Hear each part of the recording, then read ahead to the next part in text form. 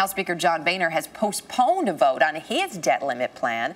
That's in order to add more spending cuts demanded by other Republicans. Also after the Budget Office found that it didn't quite add up as he'd expected. And as the bickering continues in Washington, the throw 'em all out sentiment really seems to be growing across the country. CBS News Congressional correspondent Nancy Cordes has the latest this morning on the flood of reaction, shall we say, coming into Capitol Hill. Nancy, good morning. A flood is a good word to describe it. Good morning, Erica, and welcome back. At one point yesterday, there were about 40,000 calls an hour coming into congressional offices. The wait time to get a call answered in Speaker Boehner's office was over an hour. But the outpouring of public concern over this issue did not appear to move lawmakers who seem determined to take this fight to the brink.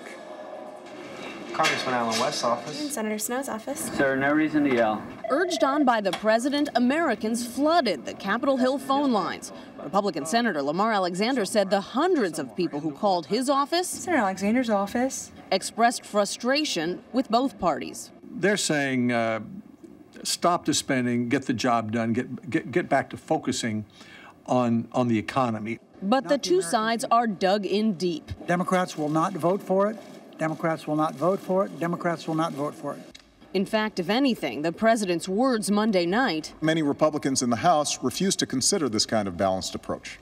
Made Republicans even madder. This president has created a mess.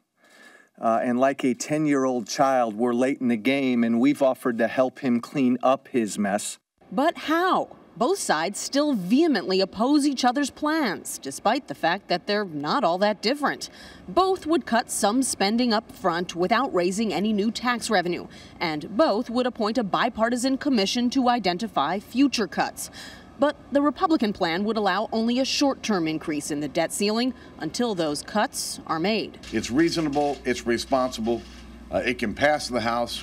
Actually, it will only pass if Boehner can somehow win over conservative members of his own party who wanted even deeper cuts.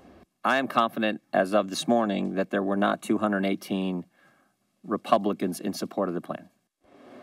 And Speaker Boehner was dealt another setback late yesterday when the nonpartisan Congressional Budget Office determined that his bill would only cut about $850 billion in spending, not the $1.2 trillion promised. And so now they have shelved a plan to take a vote on that bill today. They're going to try to vote on it tomorrow as they look to bring those cuts back up to $1.2 trillion. And this is a situation, Erica, where obviously there is not a day to lose. No, not exactly a lot of wiggle room.